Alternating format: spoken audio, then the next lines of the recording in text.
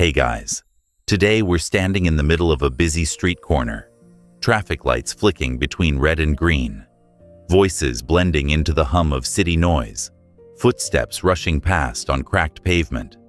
You're trying to tell a friend something important, but in the background a car horn blares, someone yells across the street, and your voice just disappears into the mess. That's exactly what happens to most people's words in life. They speak, but the noise of doubt, filler, and hesitation swallows their message whole. And here's the blunt reality check. If your words vanish in the noise, so does your influence. You've been in conversations where you walked away thinking, why didn't they listen? Or, why didn't my point land? And if you're honest, it wasn't because they were rude, distracted, or against you. It was because your voice didn't carry the weight to stop them in their tracks. Owning every word you say is not about volume or dominance. It's about delivering your words like they're already decided, already tested, already true in your bones. Most people speak halfway. They lace their sentences with, I think, maybe, I guess, I'm not sure, as if they're leaving the back door open in case they want to escape responsibility for their own statement. You've probably done it without noticing, but every time you do, you hand away a piece of your authority. Think of a builder laying bricks for a foundation. If every few bricks are loose, the whole wall is unstable. Your words are those bricks. Every soft, unsure phrase is like setting one without mortar. It looks fine until pressure hits. Then the whole thing wobbles. And the truth is, people notice when you're wobbly, even if they don't consciously think, wow, that person sounds unsure. They feel it. They might smile politely while mentally filing you under, doesn't really believe what they're saying. The moment your audience senses that, their attention shifts elsewhere. Leadership evaporates in that second. Here's where we step beyond the surface lesson you might have heard before. Yes, drop weak language. That's step one. But you also have to fill the gap with something better. Cutting, I think, is useless unless you replace it with a statement rooted in your own conviction. And conviction doesn't come from pretending you're confident. It comes from doing the work so that you are confident. That means preparation, reflection, and getting so clear on your own point that when you say it, there's no echo of hesitation in your tone. Let's get practical. Picture yourself about to speak in a meeting, pitching an idea.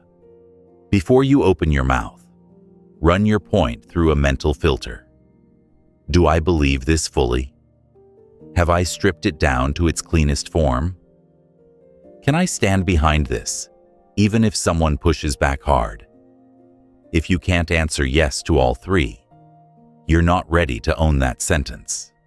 It doesn't mean you should stay silent.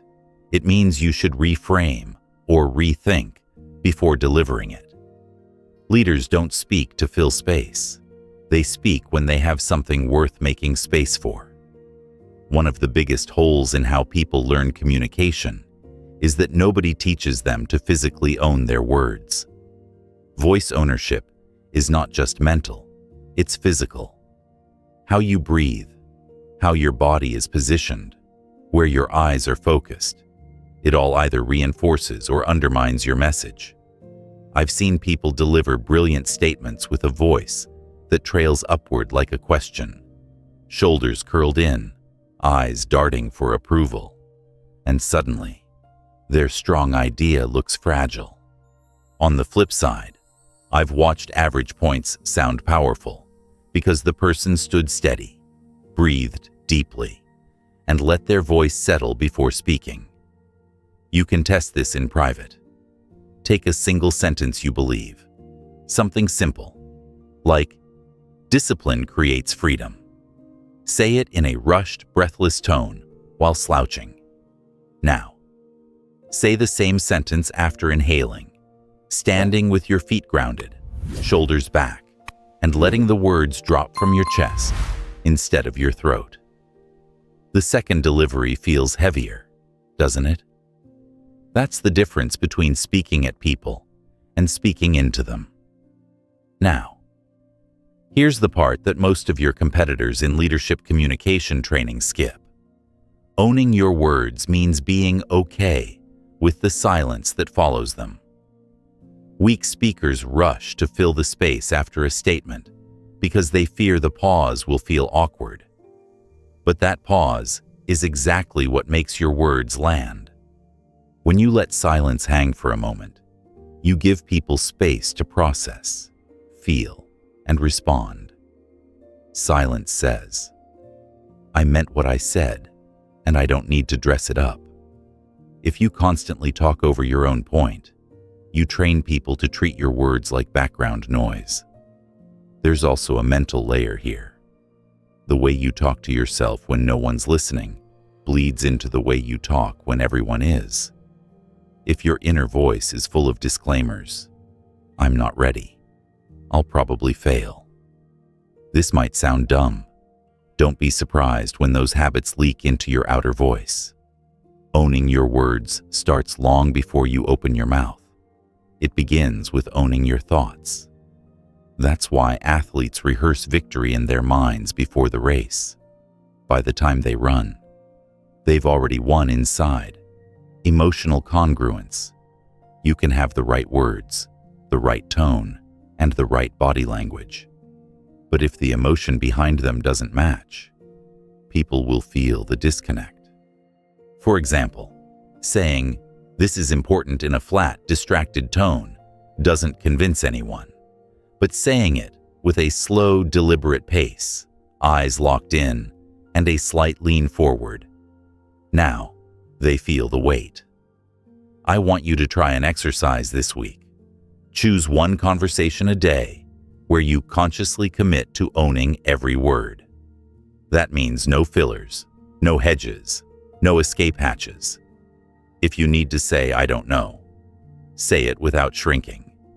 If you have an opinion, deliver it without layering "maybe" in front.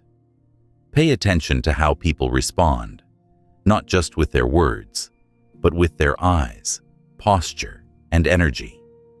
You'll start to see subtle shifts, more nodding, more leaning in, fewer interruptions. That's the silent respect you earn when you take responsibility for your voice. Consistency. Owning your words once is easy. Owning them every day, in casual moments, in high-pressure moments, in disagreements. That's where your credibility hardens. Think about it. The leaders you trust most don't just sound confident when giving a speech. They sound the same when they're asking for a coffee refill. Their tone doesn't swing wildly with their mood. It's grounded because they've made owning their voice part of their identity, not just their performance. And don't confuse owning your words with never changing your mind. Leadership is not stubbornness, it's clarity. If new evidence comes along and you shift your position, own that too. Say, "I've changed my view because," rather than pretending you never believed the old one. People respect that honesty more than fake consistency. Owning your words also means being willing to let them have consequences. If you call out a problem, you might upset someone. If you set a standard, you might have to enforce it. Many people avoid strong statements because they don't want the responsibility that follows. But that's exactly why their voice carries no weight. If your words have no cost, they have no value. The most magnetic leaders understand this. They'd rather risk being unpopular than dilute their message into meaninglessness. Finally, remember this. Every time you speak, you're training people how to listen to you. If you speak in half measures, they'll half listen. If you speak like you're guessing, they'll treat your input as optional. But if you speak as though your words are non-negotiable, not because you're arrogant, but because you've earned that certainty. They'll lean in, and the more they lean in, the more your influence grows. Quietly, steadily, word by word. So before you step into your next conversation, pause, breathe, decide. Strip away the escape phrases, the fillers, the doubts. Stand behind every word like it's a brick in the foundation you're building, not just for that moment, but for your entire reputation. Because when you own your word, you've been in those moments where someone's speaking, and halfway through, you realize you have no idea what they're actually trying to say. You nod politely, maybe even throw in a, "Yeah, I see."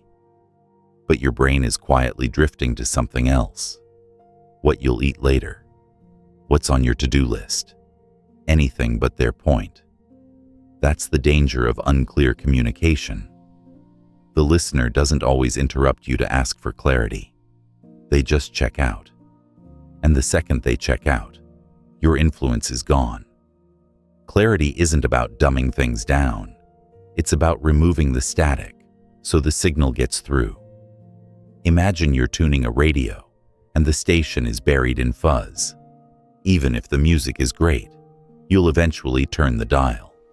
In the same way, your ideas can be brilliant, but if they're wrapped in vague language, rushed delivery, or overly complicated explanations, people will change the station in their heads. You don't want them working hard to decode you. You want them catching every word without strain. The first step is to decide exactly what you mean before you open your mouth. Most people think clarity is about speaking well, but it actually begins with thinking clearly. If your mind is cluttered, if you're juggling 10 points at once, you'll spill that mess into your delivery. A clear message starts with a clear thought.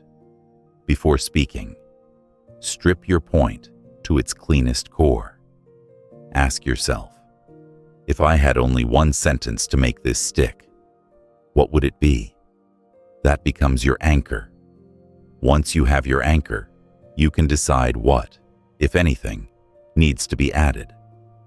Many people overload their message with unnecessary context, thinking it will make them sound more informed.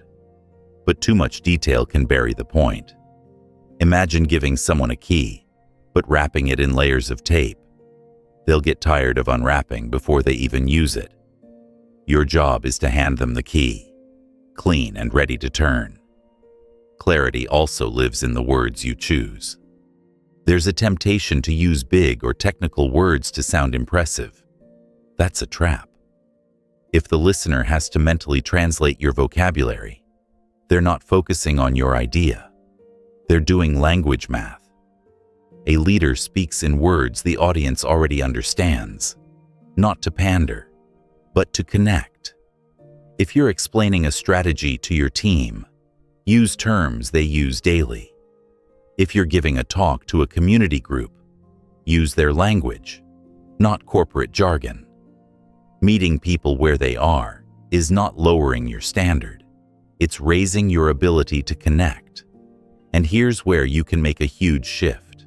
Slow down. When you're rushing, your words blur together and important pieces get lost. A slower pace doesn't just make you easier to follow. It signals control. It says, I'm not scrambling to get this out before I lose your attention. I already have your attention.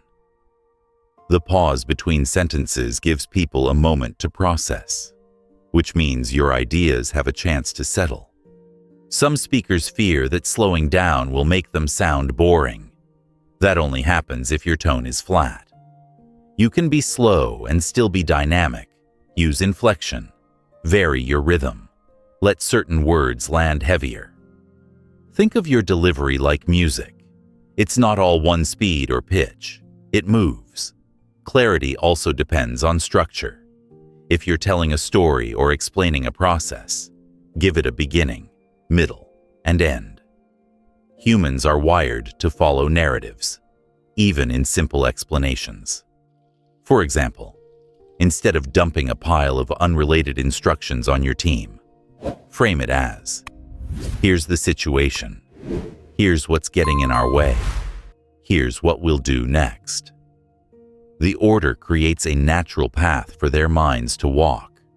Without structure, they're hacking through weeds with no trail, and most will give up before they reach the point. Watch your tendency to speak in tangents. Tangents dilute clarity because they shift focus away from the main message. If you find yourself adding just one more thing that isn't directly tied to your anchor point, you risk losing your audience's mental grip. Discipline yourself to keep the conversation tethered to the reason you opened your mouth in the first place. Here's a practice drill. Pick a concept you know well, something from your work, a hobby, or even a personal belief. Explain it to an imaginary listener in 30 seconds. Then explain it again in 15 seconds. Then in 5. This forces you to distill your point until it's pure. The more you can compress without losing meaning, the sharper your clarity muscle becomes. Clarity isn't only about the spoken word. Your body language, facial expression, and even your breathing all communicate messages. If your words say, "This is urgent," but your posture says, "I'm relaxed and distracted," people will believe your body, not your mouth. Match your nonverbal cues to your message. Look directly at the person. Keep your body open and still, and let your facial expression reflect the weight of what you're saying. Tone is another unspoken translator. You can deliver the exact same sentence in 2 different tones and get 2 opposite reactions. "We need to address this now," said with an irritated snap, will feel like an attack. The same sentence said with steady urgency will feel like leadership. Your tone either sharpens or blurs your message. Train it to sharpen. A lot of people lose clarity because they're trying to say everything at once. They feel if they don't unload every detail, they'll be misunderstood.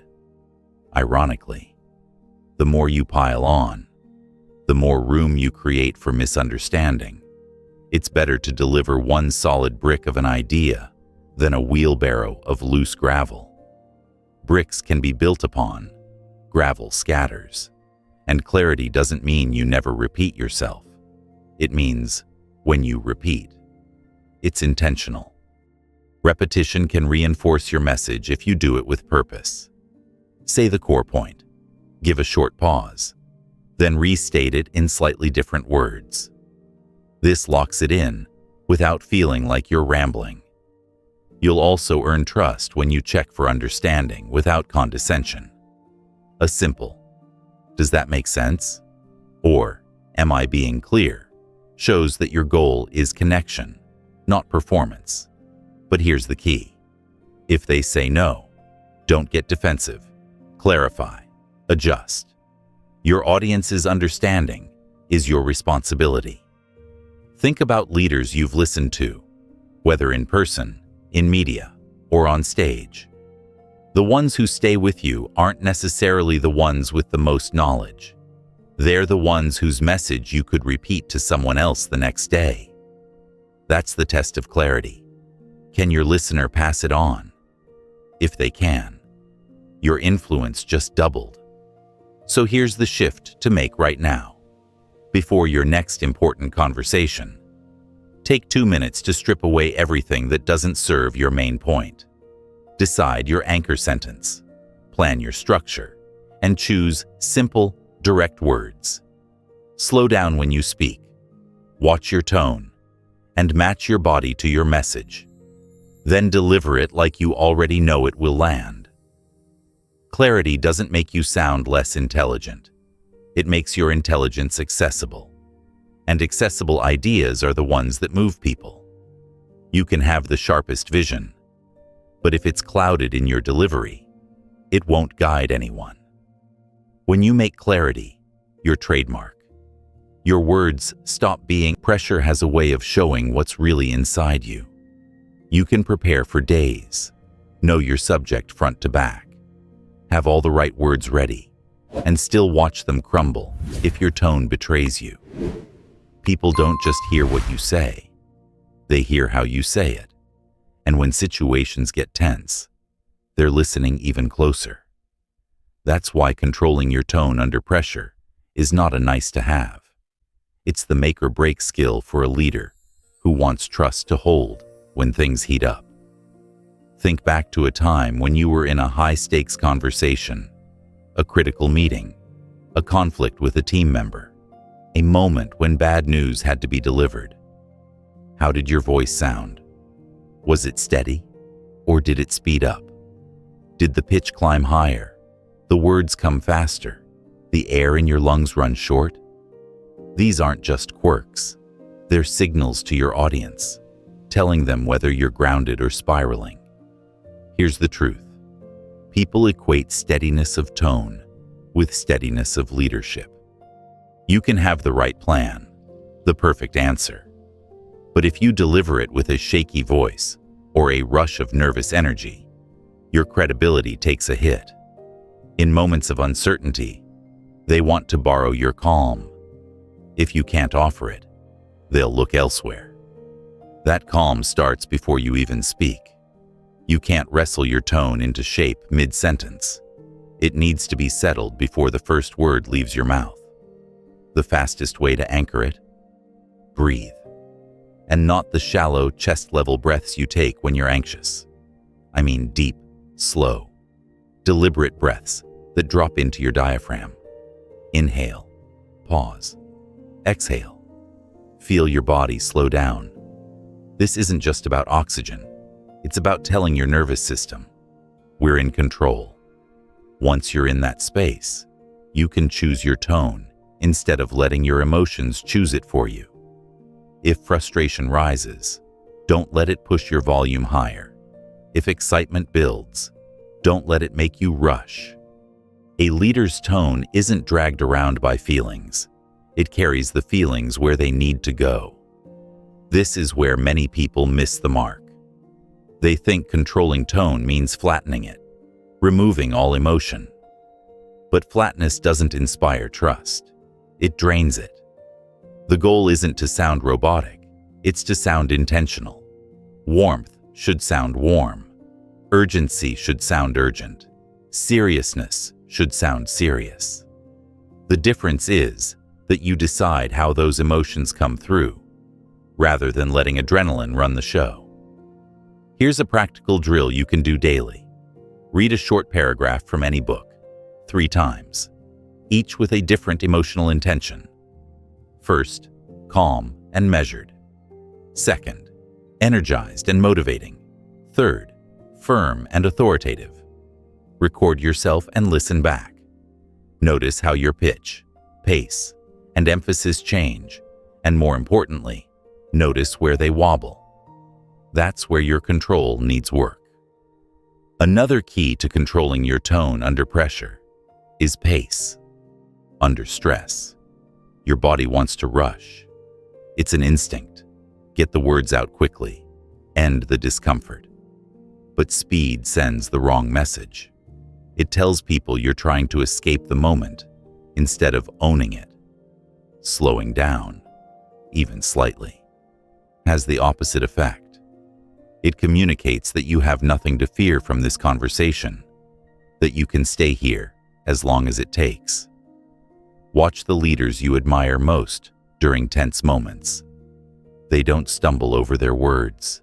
They don't pack sentences so tightly you can barely keep up. They create space, and that space lets the message breathe. It lets the listener feel the weight of what's being said. Your tone also needs consistency. If you shift wildly from calm to defensive, from light to sharp, people feel like they're on unstable ground. They'll start focusing less on your message and more on tracking your mood. Consistency doesn't mean monotony. It means staying anchored no matter which emotional color you're using. Body language plays a role here too. Your posture influences your tone more than most people realize. Standing or sitting with an open, grounded stance gives your voice a fuller, steadier quality.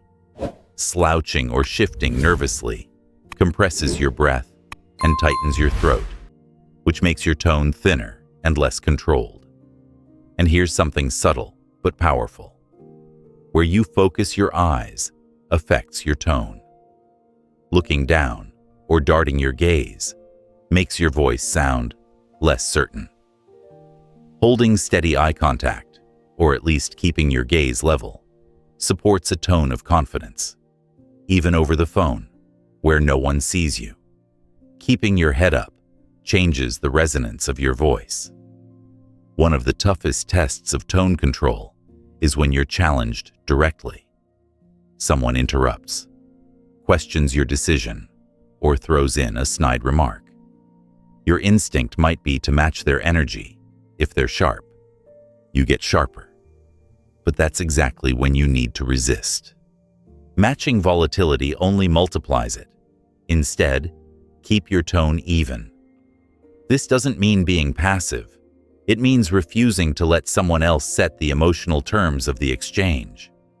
If you master this, you'll notice something powerful. The room adjusts to you. People mirror the tone they hear most clearly.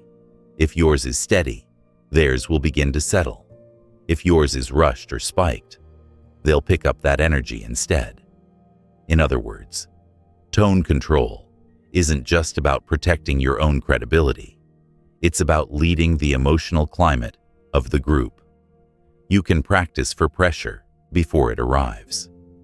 Rehearse key messages or difficult conversations when you're slightly stressed, after a workout, or when you're under a mild deadline. This simulates the physical effects of pressure and forces you to hold your tone steady despite them. Over time, this builds muscle memory so that in real high-stakes moments, steadiness feels natural. Remember, controlling your tone isn't about pretending you don't feel anything. It's about making sure your feelings serve your message instead of sabotaging it. The person across from you doesn't need you to be emotionless. They need you to be reliable.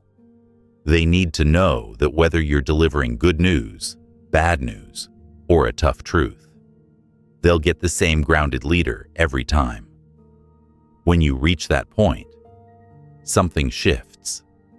You stop thinking about getting through the conversation and start owning it. You become the calm in the storm, the person people instinctively turn toward when things go sideways. And it all starts with that first choice: to breathe, to slow, to speak like the pressure belongs to you, not the other way around. You've probably heard someone talk and thought, "That's inspiring," but then went right back to whatever you were doing. No action, no change, just a warm feeling that faded before the day was over. That's the trap many leaders fall into. They can motivate in the moment, but they can't move people past it. Speaking to spark immediate action is different. It's not about leaving people feeling good. It's about leaving them ready to do something now. The first shift is to realize people are already drowning in words. They're bombarded by opinions, advice, and instructions every day. Yours won't stand out just because you said it with passion. What cuts through the noise is direction. Clear, actionable direction that someone can apply without needing to think about it for a while. If your words don't lead to a specific next step, they get filed away with all the other pleasant but forgettable speeches. When you speak to spark action, you strip your message down to what matters most. This isn't the time for sprawling explanations or a dozen different options. It's the time for precision. State the situation, the opportunity, or the challenge. Then draw a straight line to what needs to happen. The more clearly you connect the why to the what, the faster people move. Urgency is the fuel for that movement, But urgency doesn't mean panic. It means creating the sense that something important must be done now. You do this by making the cost of inaction clear, not in vague terms like, "we might fall behind," but in concrete, vivid terms. If we don't fix this today, we'll lose the client by Friday. When people see the immediate consequence, they feel the pressure to act. Here's a tool you can use: the if-then frame. If we do this now, then we'll avoid X and gain Y. If we wait, then we'll face Z. This gives people both a carrot and a stick in one short burst. The brain processes it quickly, and the choice becomes obvious. Another key is to remove unnecessary friction. People hesitate when the path forward feels complicated. Break it down so the first step is so clear, so doable, that there's no excuse not to take it. You're not asking them to leap a canyon. You're pointing to a stepping stone. Once they're moving, momentum will carry them further than you could push from the start. Your tone plays a huge role here. If you sound casual about the action, they'll treat it casually. If you sound overly aggressive, they may resist out of defensiveness. The sweet spot is firm and energizing. Speak like someone who believes completely in the value of the action and the necessity of doing it now. Your conviction is contagious, but only if it's steady and genuine. Stories can also turn abstract action into something people feel. Instead of saying, "We need to prepare for change," tell them about a team that didn't and paid the price. Paint it in detail: the missed opportunities, the frustration, the regret. Then show them a contrasting story of someone who acted quickly and reaped the reward. Stories bypass skepticism and go straight to the part of the mind that makes decisions. But here's the part that really sets action-oriented speech apart. You don't just tell people what to do. You invite them to see themselves doing it. Use language that puts them in the scene. Instead of, "Someone needs to call the client," say, "You pick up the phone, and before lunch, they've agreed to our terms." Instead of, "We should start the project," say, "You open the file today, and by Friday, we've got the first version ready."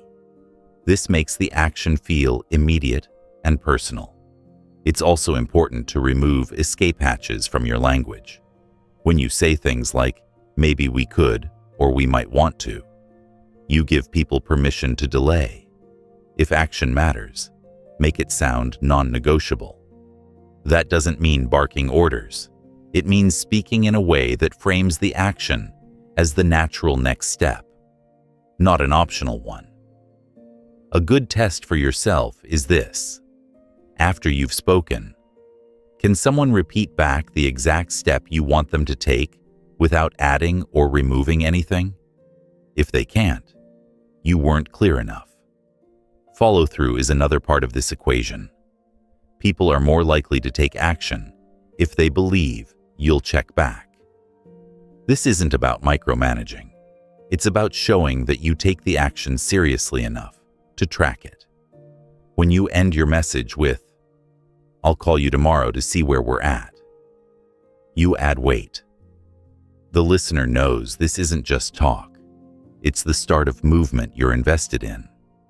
And if you want the action to start immediately, remove barriers in real time. If someone says, "I'll start next week when I have more time," help them identify what they can do in the next 10 minutes. The quicker they take the first step, the less chance hesitation has to creep in. Sometimes, what moves people isn't inspiration, it's confrontation. You don't have to be rude, but you can be direct about calling out delay. We've talked about this for 3 weeks. When will we start?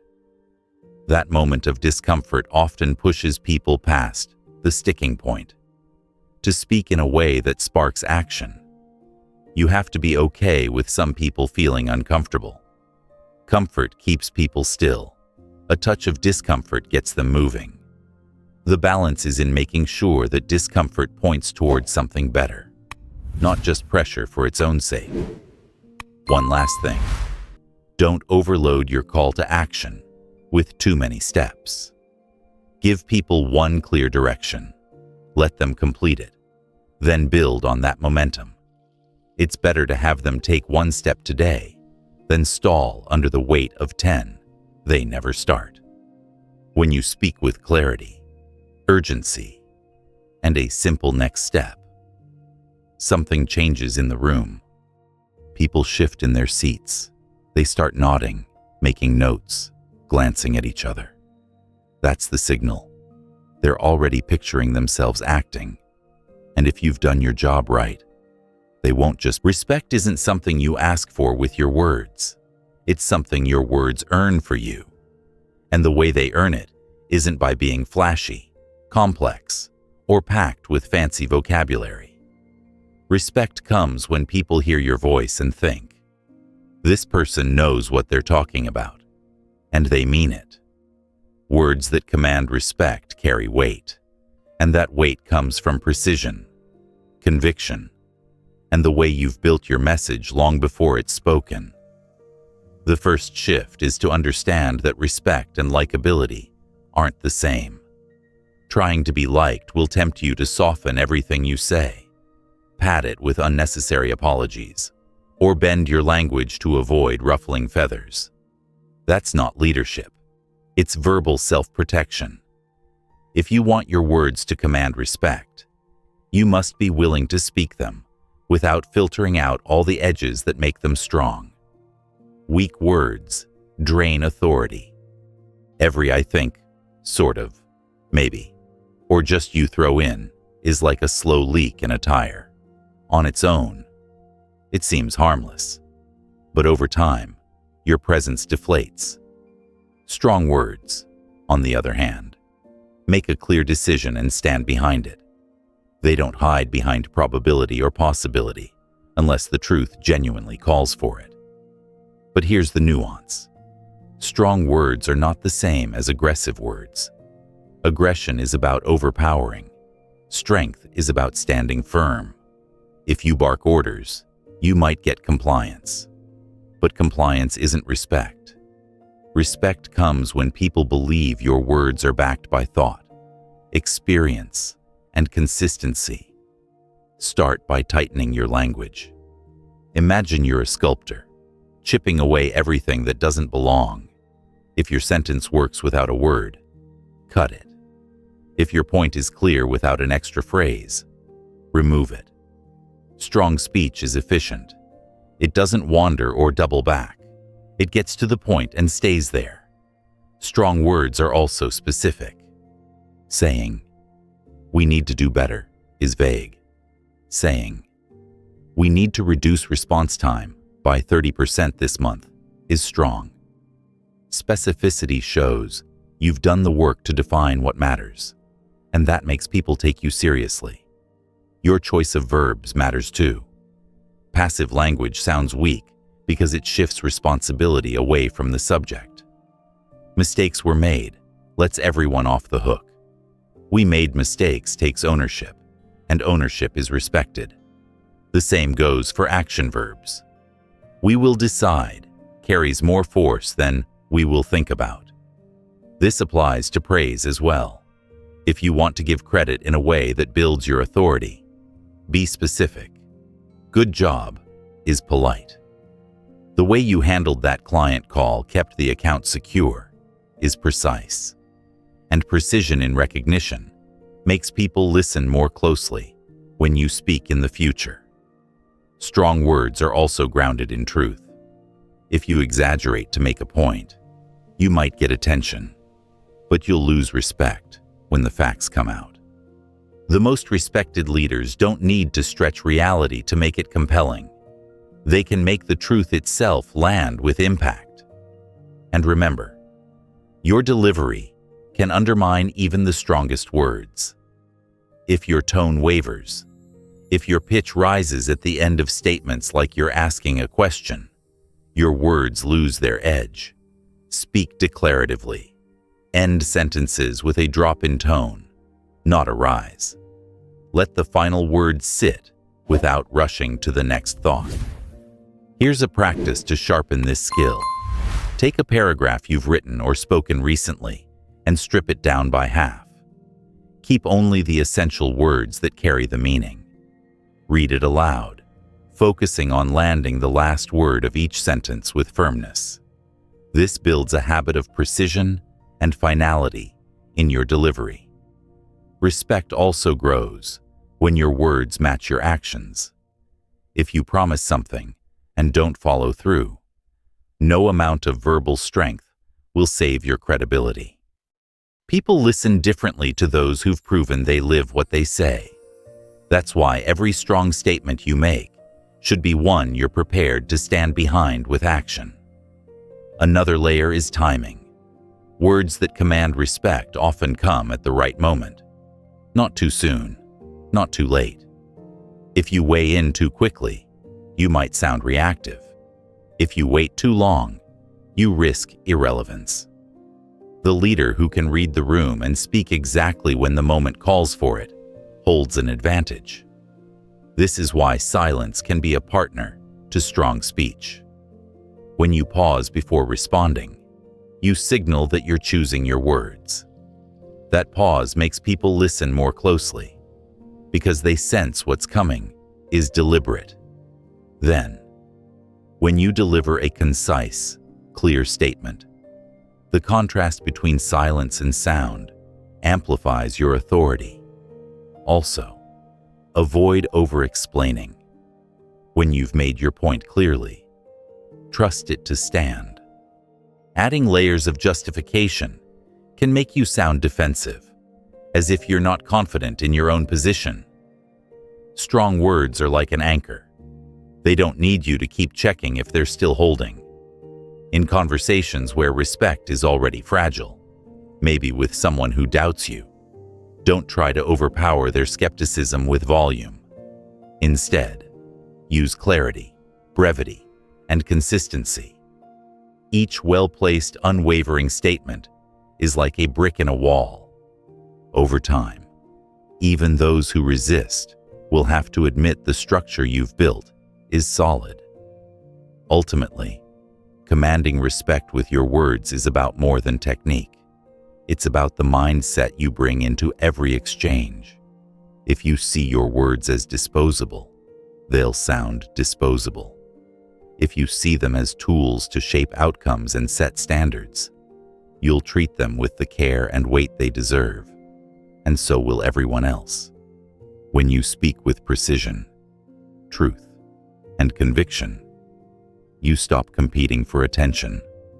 People give it to you freely because they've learned your words carry something worth hearing, and that is when you move from just being heard to being followed. Every leader has habits. Some build presence, others quietly drain it. Weak talk is one of those drains. It slips into your sentences without warning, taking the edge off your message before it even reaches the listener. You can be intelligent, experienced, and capable, but if your words are wrapped in weak habits, people will unconsciously lower the value they assign to your voice. Eliminating those habits isn't about sounding perfect. It's about protecting the power of what you say. Weak talk shows up in several disguises. The most obvious is filler words. Like, sort of, just. They sneak into pauses because silence feels uncomfortable. But every filler signals hesitation, and hesitation makes people second-guess you. If you don't seem certain, why should they be? Then there's the preemptive apology. Phrases like sorry, but, or this might sound stupid. Tell the listener to lower their expectations before you've even made your point. It's like handing them a gift while warning, you probably won't like it. Why would you undermine yourself like that? Leaders replace these verbal disclaimers with confident entry points. Here's what I see, or let's look at this option. Another form of weak talk is overqualification. Layering maybe, possibly, I think. It could be into a statement that doesn't need them. This habit often comes from not wanting to sound arrogant or from fear of being wrong. But there's a middle ground between overconfidence and constant hedging. If something truly is uncertain, be honest about it once, then move forward. If it's your considered judgment, own it without watering it down. Weak talk also hides in indirect requests, saying, "Do you think you could maybe?" when you actually mean, "Please do this," sends a mixed message. Directness doesn't have to be harsh. It can be respectful and clear at the same time. "Could you submit the report by 3?" lands better than a roundabout plea. One of the fastest ways to expose your weak talk habits is to record yourself in everyday conversations. You'll hear patterns you didn't know were there. Repeated crutches, hedges, and qualifiers. Once you hear them, you can start replacing them. Replacing is key, because trying to just stop saying something rarely works. Fillers, hedges, and apologies exist to fill a gap, usually a pause, a moment of uncertainty, or an attempt to soften impact. The trick is to replace them with pauses, decisive language, or intentional framing. Instead of take a breath. Instead of "I think we should," say "we should." Instead of "sorry," but say "here's what matters." This shift doesn't only change how others hear you, it changes how you hear yourself. The more you speak without weak talk, the more confident you feel in your own voice. It's a feedback loop. Clean speech boosts confidence, and confidence makes clean speech easier. Body language plays a role here too.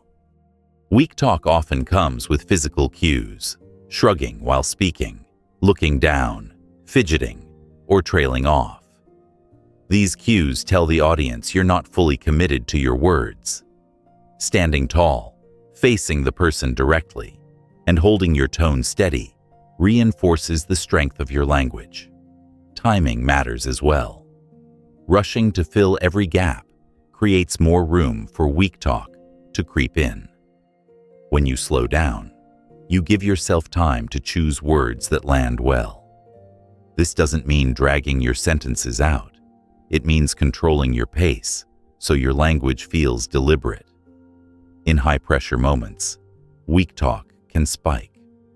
Stress makes your brain want to soften or over-explain in case your message doesn't land well. Train yourself to resist. Instead of expanding your sentence with extra clauses, trust the core statement. "We're moving forward with Plan A" is stronger than "We're moving forward with Plan A." Unless you think Plan B could work better. Or maybe we should wait and see. The first invites action. The second invites confusion. It's also worth noticing how weak talk can be contagious. Spend enough time around people who hedge constantly, and you'll start to absorb their habits. Leaders set a different tone. By speaking cleanly and directly, you model stronger communication for everyone around you. Over time, they adjust to your standard. Another point, weak talk isn't just verbal. It shows up in your writing too. Emails padded with, "I just wanted to," or, "Hopefully this makes sense," soften the message unnecessarily. A written message with the same clean, direct style as your speech builds the same respect. This doesn't mean you strip all warmth from your language. It means you're intentional about how warmth is expressed. Gratitude and encouragement are valuable, but they should be delivered with the same clarity and decisiveness as instructions or feedback. "Thank you for turning that around quickly" is stronger than "I just wanted to say thanks," if that's okay. If you struggle with cutting weak talk, focus on one habit at a time. Maybe you start with removing just. Then, once that's under control, you tackle "I think." This makes the process manageable and gives you clear wins along the way. Pay attention to how people respond as you eliminate weak talk. You may notice fewer interruptions, faster agreement, and more direct engagement. People respond to the level of confidence you project. Cleaner speech signals you're someone worth listening to. Over time, this habit becomes second nature. You'll start hearing weak talk in other people's speech and recognizing how it undercuts them. And without effort, you'll start speaking in a way that makes others stop, listen, and take you seriously. When you strip out the noise, your voice becomes sharper. People no longer have to work to find your point. They hear it instantly. And when your words hit without dilution, they land deeper, stick longer. Anyone can sound confident when the room is friendly, when every head is nodding and every question is supportive. The real test of your voice comes when you're challenged, when someone pushes back, questions your decision, or tries to undermine your authority. In those moments, it's not just what you say that matters. It's whether you stay unshaken while saying it. Pressure doesn't always arrive as a direct attack. Sometimes it's subtle, a skeptical glance, a smirk, a deliberately loaded question. Other times it's more forceful, with someone openly disagreeing or even trying to provoke you. Either way, the temptation is to react, to raise your voice, to speak faster, to justify yourself in a rush of words. That's when influence slips through your fingers. Because the moment your tone and body shift defensively, the challenger isn't just questioning your point, they're questioning your stability. The first rule in these moments is this: don't let their energy set your tone. If they're sharp, you don't have to be sharper. If they're loud, you don't have to get louder. Matching volatility only multiplies it. Your steadiness is the proof that you believe what you're saying. It's a silent statement. I'm not here to fight for the sake of it. I'm here because I stand behind this. Staying unshaken begins long before the challenge shows up. It starts with knowing exactly what you stand for. If your values, standards, and reasoning are vague in your own mind, pressure will expose that gap. When you've done the work to define them, you're not scrambling to find your footing. You're already grounded. One of the most effective tools in the face of challenge is pacing. A challenger often expects you to fire back instantly, especially if they're trying to throw you off. Instead, take a beat. Let silence hang for a moment. Not the kind of silence that looks like you're searching for an answer, but the kind that says you're choosing your words carefully. That pause not only gives you control, it subtly shifts the dynamic. Now they're waiting on you. Another key is eye contact. Breaking it can signal discomfort or avoidance. Holding it calmly, without staring aggressively, signals composure. Combine this with steady posture and measured breathing, and you project authority even before you speak. When you do speak, make your point cleanly and stop. Over-explaining is one of the fastest ways to sound rattled. The more you pile on reasons and justifications, the more it looks like you're trying to convince yourself as much as the other person. A single clear statement, delivered with conviction, is stronger than a tangled defense. It's also worth remembering that not every challenge needs to be won in the moment. Sometimes the most powerful response is to acknowledge the question, hold your ground, and say, I understand your concern. Here's where we are, and here's what we're doing. You don't have to dismantle their argument point by point. You only have to stay rooted in yours. There will be times when your voice wavers slightly, especially if the challenge hits something personal or unexpected. That's normal. What matters is that you keep speaking from your center, instead of letting the wobble take over. A brief breath, a small pause, and a return to steady delivery can recover your presence quickly. This steadiness under challenge doesn't just affect the person you're addressing. It affects everyone watching. People take cues from how leaders handle pressure. If you fold, dodge, or let your frustration show, you're telling them you can be knocked off course. If you remain composed, you're telling them you can be trusted when things get rough. One useful mindset shift is to see challenges as opportunities to reinforce credibility. Every pushback you navigate calmly adds another layer to the trust people place in you. It shows you're not just confident when conditions are perfect, you're consistent when they're not. Another tactic: separate emotion from intention. Ask yourself, what's their actual aim here? Are they seeking clarity, testing the strength of your position, or are they simply venting? Understanding their motive helps you choose the right tone. A person looking for clarity might need a patient, thorough answer. Someone testing you might need a concise, immovable statement. Someone venting might require you to acknowledge their frustration without taking it personally. Practice helps here. You can rehearse being challenged by having a trusted colleague or friend. Play devil's advocate with your ideas. Set the ground rule that they'll push you hard, interrupt you, or question your reasoning. Your goal isn't to win the debate. It's to keep your pace, tone, and posture steady from start to finish. Finally, remember this: holding your ground doesn't mean refusing to listen. If the challenge reveals a valid point, acknowledge it.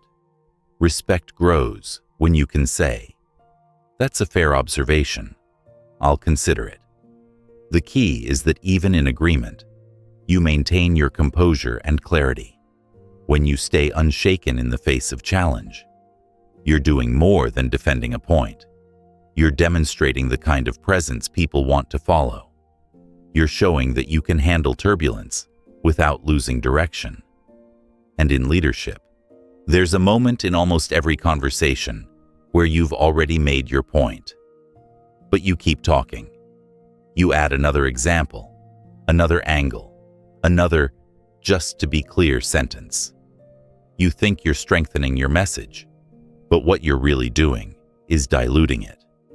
The art of being concise without losing impact is knowing when enough has been said and having the discipline to stop there. People don't have unlimited attention. Even the most interested listener is carrying a mental load, other tasks, private worries, a constant stream of incoming information. When you keep going past the point of clarity, you're competing with that load. Every extra sentence risks losing the part of their focus you worked so hard to earn. Conciseness doesn't mean rushing or stripping all detail. It means every word serves a purpose. If a sentence doesn't strengthen your point, it's a distraction. Imagine packing for a trip with one small bag. You can't bring everything, so you choose only what you'll actually need. In conversation, that bag is your listener's attention span, and you need to pack it carefully. The first step is to know exactly what you want the listener to walk away with. This is your core point. Everything you say should either support it or lead directly to it. If a detail is interesting but unnecessary, it's probably clutter. Strong communicators resist the urge to include every thought they have on the subject. They choose the most relevant pieces and leave the rest out. Another important shift is to trust your listener's intelligence. Over-explaining often comes from fear they won't get it unless you cover every possible angle. But in trying to make it foolproof, you smother the impact. If your core point is clear, they'll connect the dots themselves. You can sharpen conciseness with a simple practice. Before speaking, silently outline your point in 3 short beats: setup, message, takeaway. For example, we missed the deadline. Here's why. Here's how we fix it. If you find yourself straying from those beats, rein yourself back in. Being concise also relies on pacing. If you speak too quickly, people can't absorb your words. Too slowly, and they lose patience. The sweet spot is a controlled, deliberate rhythm that makes space for the important parts without dragging through the rest. And when you hit your main point, pause. Let the silence give it weight. Silence is your ally in conciseness. Many people keep talking simply to avoid the awkwardness of a pause. But a pause after a strong statement invites reflection. It says, "That was the point." Sit with it. Resist the reflex to fill that space. One of the hidden dangers in over-explaining is that it can sound like doubt. If you keep circling back to the same point in different words, listeners may assume you're trying to convince yourself. Conciseness communicates confidence. It says, "I trust this message enough to leave it standing on its own." This skill becomes even more valuable under pressure. In high-stakes moments, nerves can make you ramble. That's when your preparation matters most. Rehearse your key points until you can deliver them cleanly, in 1 or 2 sentences. When the moment comes, you won't have to think through every word. You'll already have the shape of the message in your mind. Another practical tool is to edit yourself in real time. Mid-sentence, you might realize you're about to go down a side path. Stop. Redirect back to your main thread. This self-awareness is a muscle. It gets stronger the more you use it. Conciseness doesn't mean you can't tell stories or use examples. It means you choose them carefully and tell them efficiently. If a story requires too many side details to make sense, it might not be the right one for this moment. A tight, relevant example will land faster and stay longer in the listener's mind. Watch the reactions of your audience. Are they leaning in, nodding, jotting notes, or are they glancing away, shifting in their seats, or checking their phone? Those cues tell you whether you've said enough or are in danger of overshooting. Skilled communicators adjust in real time based on that feedback. There's also power in finishing a statement before people expect you to. Ending early creates a sense of precision and leaves them wanting more. Compare that to ending late, where they're waiting for you to stop so they can move on. One builds anticipation, the other builds relief. In leadership, concise communication signals respect for their time, their attention, and their capacity to understand. It shows you value the exchange enough to prepare your thoughts instead of dumping them unfiltered. Over time, people learn that when you speak, they'll get value quickly and clearly. That reputation makes them more likely to listen closely every time you open your mouth. Ultimately, being concise without losing impact is about trust. Trust in yourself to deliver the message without excess, and trust in the listener to receive it. When you can hold that trust on both sides, your words land sharper, travel further, and stay longer. And that's when every sentence you speak becomes a lever for action, not just another. Being heard is easy. Being remembered, that's the work. Most people speak and assume that, because they said something clearly, the audience will carry it with them. But memory doesn't work that way. It's selective, emotional, and biased toward what feels important in the moment. If you want your words to stick long after the conversation ends, you have to design them to be remembered. The first truth is that people remember impact, not volume. You don't need to talk the longest or speak the loudest to leave a mark. You need to make them feel something worth carrying forward. Emotion is the hook memory grabs onto. If your words connect to excitement, urgency, pride, even discomfort, they anchor in the listener's mind far longer than a fact or figure delivered without feeling.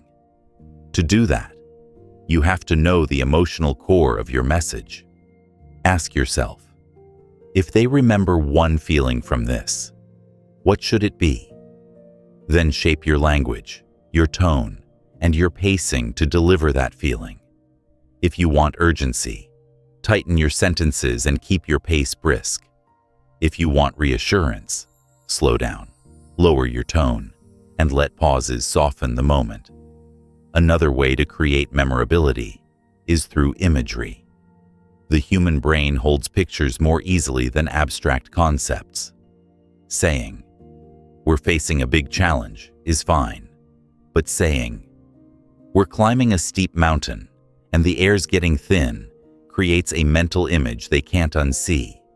The more vividly you can make them see what you're saying, the harder it is to forget. This is why metaphors and analogies are so powerful. They take something unfamiliar and anchor it to something the listener already understands deeply. A strong analogy can replay in someone's mind for years, becoming the shortcut they use to recall your point. Repetition is another tool, but it has to be strategic. Mindless repetition becomes noise. Intentional repetition becomes a refrain. Identify your core phrase, the heartbeat of your message, and find natural ways to weave it in 2 or 3 times. This turns it into an anchor in the listener's mind. The key is to let it appear in different contexts so it feels reinforced, not recycled. People also remember rhythm, a sentence with a natural cadence, or a short series of parallel structures, sticks because it's pleasing to the ear. Phrases like "say it," "mean it," "own it," or "clarity over complexity," "action over delay," are easy to recall because the pattern is simple and balanced. Rhythm is invisible glue. It holds the words together long after they're spoken. Stories are your memory multipliers. A well-told story can carry your point for years because people don't just remember the story. They remember how it made them feel. And that feeling brings the lesson back to life. The story doesn't have to be long, but it does have to be purposeful. Cut details that don't serve the point, and end the story with a moment that reinforces the takeaway. Another layer is surprise. When something defies expectation, the brain pays closer attention. It might be an unexpected fact, a sharp contrast, or a sudden shift in tone, used sparingly. Surprise shakes the listener out of autopilot and stamps the moment into memory. Conciseness and memorability are linked. A bloated message forces the audience to sift through clutter to find the meaning. A sharp, focused message makes it easy to hold on to. Think of your point like a polished stone, smooth, compact. No jagged edges to snag the listener's attention in the wrong places. If you want people to remember you personally, not just your words, consistency matters. When your communication style is distinctive, your phrasing, your tone, your ability to cut to the heart of an issue, people start associating certain qualities with you. Over time, you become the person who, in their minds. That's how reputations are built. And reputations keep your voice alive in rooms you're not even in. Follow-through cements memorability. When your actions match the words they remember, the memory strengthens. They don't just recall what you said, they recall that you lived it. That's the difference between being remembered as a speaker and being remembered as a leader. Here's a practice. At the end of each important conversation, ask yourself, if they tell someone else about this tomorrow, what will they repeat? If the answer is vague or forgettable, You didn't hit the mark. Sharpen it next time. Aim for something they can pass along exactly, without losing its essence. When you speak so people remember you, you stop being part of the noise. You become the line they quote, the image they replay, the standard they measure other messages against. And when your words outlive the moment, your influence outlives your presence. Your voice is not a fixed asset. It's a living instrument. And like any instrument, it can be tuned, strengthened, and expanded. The leaders who sound unshakably confident aren't born with perfect voices. They train them.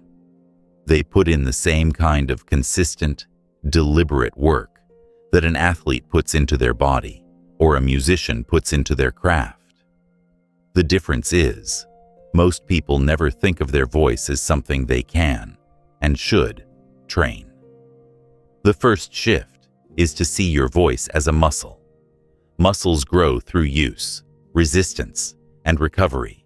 Neglect them, and they weaken. Overuse them without care, and they strain.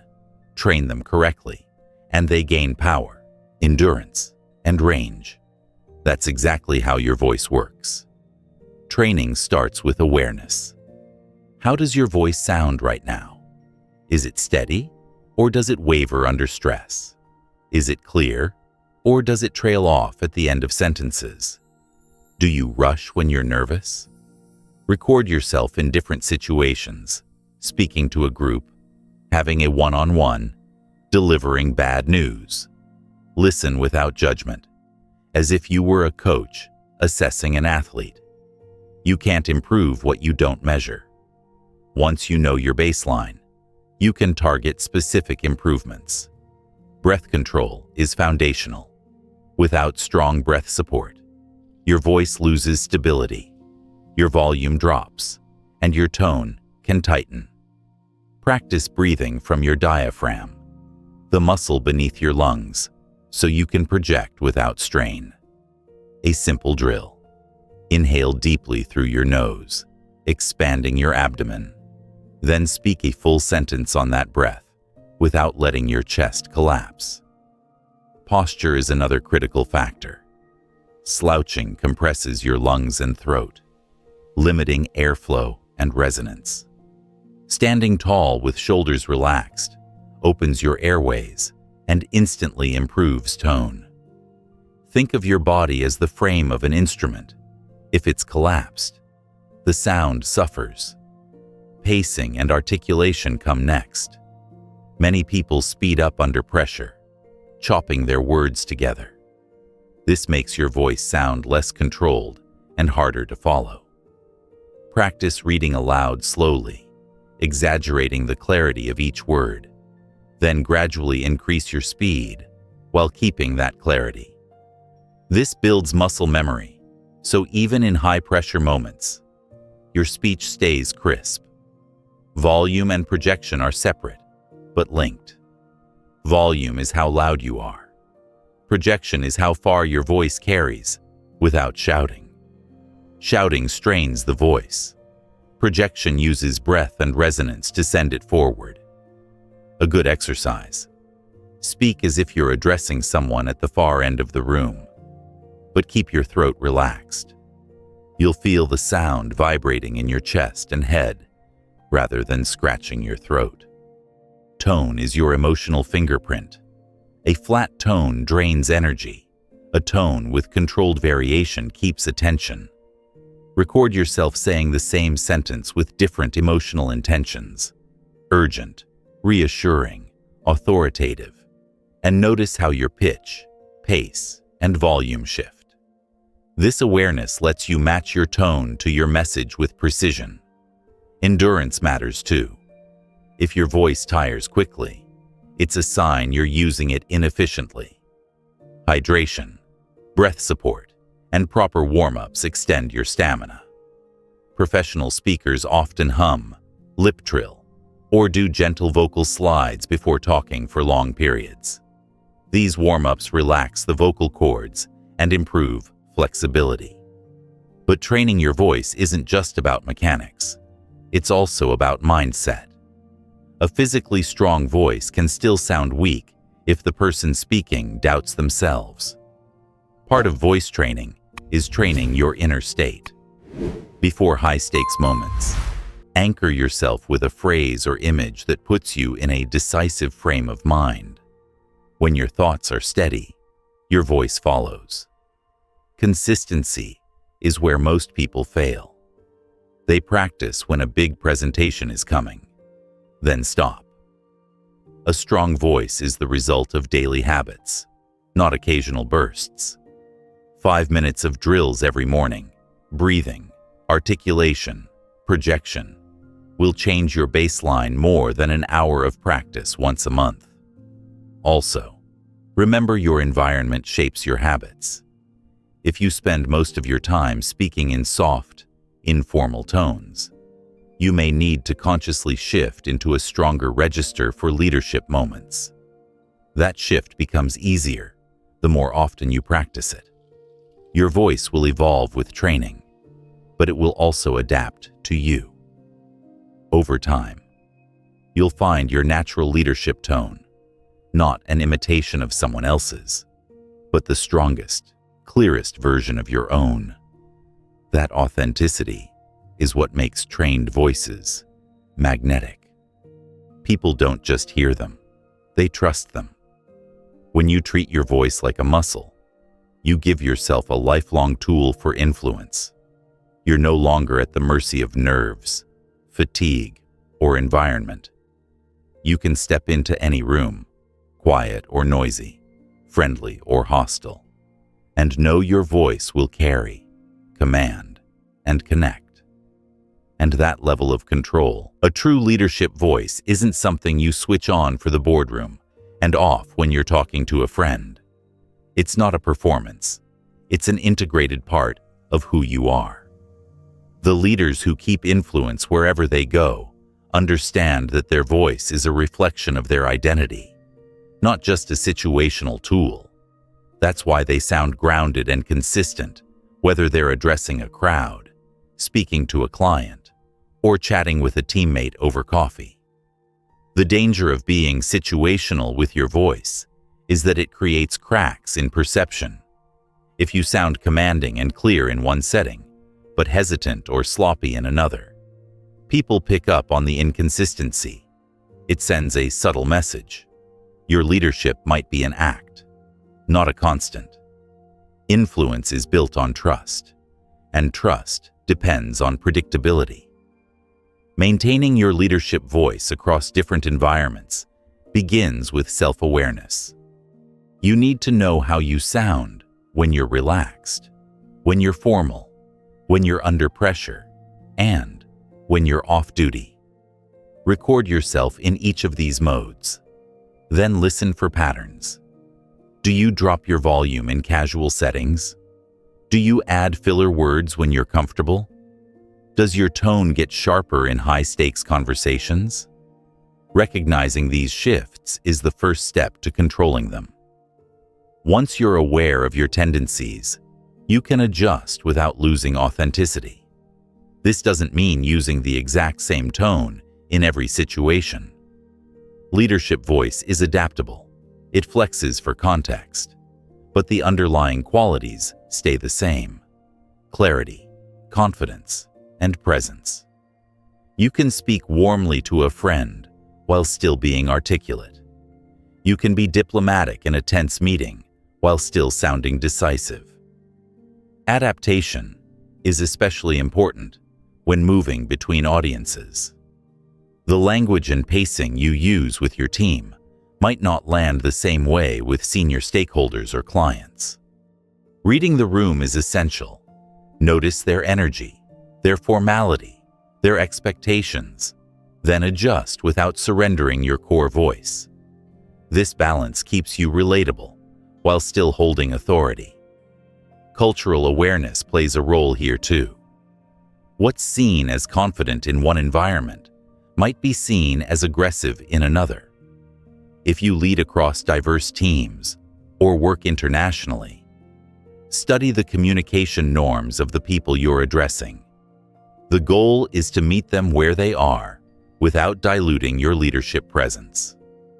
One exercise to strengthen adaptability is to practice delivering the same core message 3 different ways. Once for a formal presentation, once for a casual team chat, and once for a difficult one-on-one conversation. Each version should feel different in delivery, but identical in clarity and conviction. This builds muscle memory for adjusting tone while keeping the core intact. Your leadership voice should also hold in unplanned moments. It's easy to sound strong when you've prepared your remarks, harder when you're caught off guard.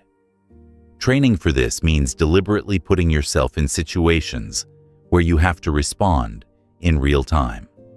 Q&A sessions, quick status updates, impromptu problem-solving discussions. The more you practice, the less likely you are to slip into weak talk or hesitant delivery when the spotlight comes unexpectedly.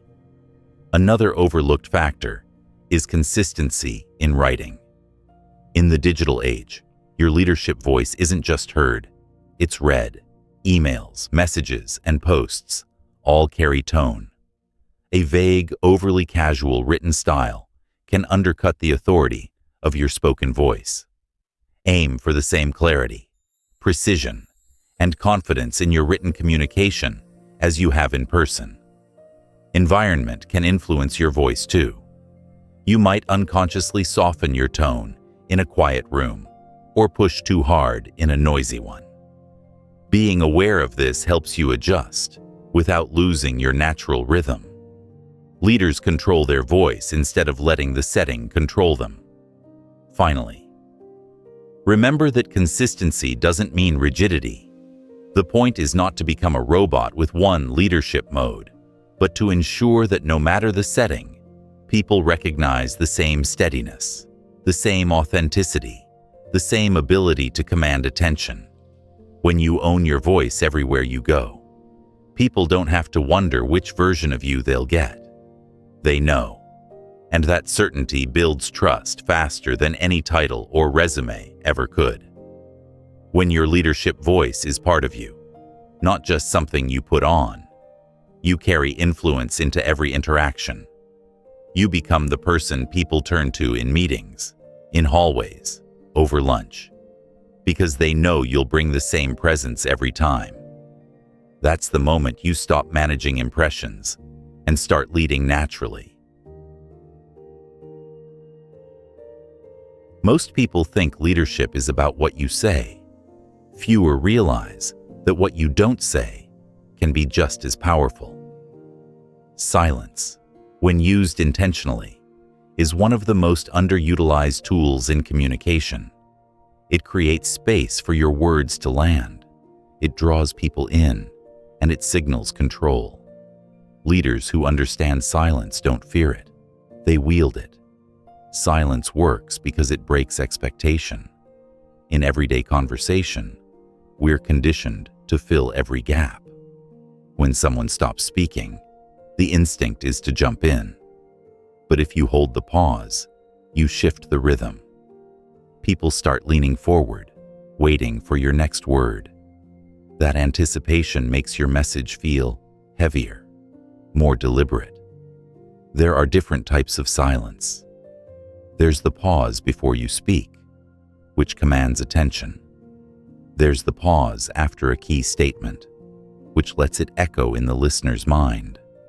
And there's the silence in place of a response, which can be more powerful than any rebuttal. Each has its place, and each can change the dynamic of a conversation instantly. The pause before you speak signals that you're in control of your own pace. You're not rushing to meet someone else's tempo. You're setting your own. This is especially powerful in tense situations. By waiting a beat before answering a challenge, you show that you're thinking, not reacting. That calm deliberation reads as strength. The pause after a key point is like underlining your words without saying another thing. Too many people rush past their own most important lines. They drop something meaningful and then bury it under the next sentence. But when you stop right after delivering impact, you let it breathe. The listener has no choice but to sit with it. Then there's the silence in place of a response. Sometimes the best way to answer a baiting comment or a loaded question is not to answer at all, at least, not immediately. A measured look, a calm breath, and a pause can make the other person reveal more than they intended. They may feel compelled to fill the space, often with information or admissions they wouldn't have shared otherwise. Silence is also a tool for listening. When you resist the urge to jump in with your own thoughts, you create room for others to speak more fully. This not only builds trust, but gives you more insight. People will often reveal their true concerns or motivations when they sense they won't be interrupted. Leaders also use silence to manage group energy. In meetings, a well-timed pause can bring wandering attention back into focus. Instead of fighting to talk over the noise, you stop. The contrast between sound and stillness pulls attention toward you without you having to raise your voice. But silence must be intentional. An accidental pause filled with uncertainty communicates hesitation. The difference is in your body language. If you're silent but fidgeting, looking away, or shrinking in posture, the pause looks like you've lost your place. If you're silent while standing tall, maintaining steady eye contact, and holding your presence, the pause looks like a choice. You can train this skill by practicing short statements, followed by deliberate pauses. Record yourself. At first, the silence will feel uncomfortably long. That's normal. Your perception of time is skewed by the urge to fill space. In reality, the pause is often just a few seconds. But to the listener, it creates a sense of weight and authority. Silence can also be a reset button. If a conversation is getting heated, a pause can lower the temperature. Instead of matching intensity with more words, you step back. This gives both sides a moment to breathe and often prevents the exchange from spiraling. In leadership, silence communicates something words can't: control over yourself. If you can stay quiet when provoked, if you can resist the urge to fill every gap, you signal that you're not driven by impulse. And in a world where many people equate leadership with constant talking, the leader who masters silence stands out. When you combine strong, clear language with purposeful silence, your voice gains a rhythm that's impossible to ignore. You're no longer just speaking, you're creating an experience for the listener. And when people feel your message as much as they hear it, they remember it, trust it. And a conversation without a decision is just air moving between two people. As a leader, your role is not only to share ideas, but to guide the exchange toward a clear, concrete outcome. If you leave the table with everyone on the same page, but no one committed to action, you haven't led, you've merely talked. The first step in leading conversations to decisive action is clarity of purpose. Before you begin, know exactly what you want to achieve. Are you trying to secure a commitment, define next steps, or gain approval for a plan? If you aren't clear, the discussion will drift. People can't follow you toward a destination you haven't defined. Once you know the target, you must steer. Steering doesn't mean dominating the conversation. It means shaping it. You guide the flow, keep it from stalling in irrelevant details, and bring it back when it veers off course. Leaders listen deeply, but never surrender the direction of the dialogue. Questions are your steering wheel. Well-placed questions focus attention and draw out the information you need. Instead of asking, "What do you think?" which invites scattered responses, ask, "What's the one biggest risk if we move forward with this plan?" Or, "Which of these two options will get us closer to the deadline?" Specific questions shorten the path to decisions. You also need to control the emotional tone. Decisions rarely happen in chaos. If the group is tense, your calm steadiness can bring them back to problem-solving mode. If they're disengaged, your energy can re-engage them. Emotion influences clarity. Clarity influences decisions. When you present options, make them actionable. Avoid overwhelming people with too many choices. Narrow it to the most viable paths. Then outline the trade-offs clearly. People move faster toward decisions when they understand the consequences of each option. Commitment needs to be explicit. Vague agreements like, "Let's try to work on that," aren't decisions. They're escape routes. Translate general agreement into specific commitments. Who will do what, by when, and how progress will be measured. Say it out loud, confirm it, and make sure it's recorded somewhere visible to all. Silence, which we explored earlier, is powerful here too. After you've made the case for a decision, pause. Let the room sit in the weight of the choice. Often, that space pushes people from thinking about action to declaring it. Be ready for resistance. Not everyone will agree with the direction.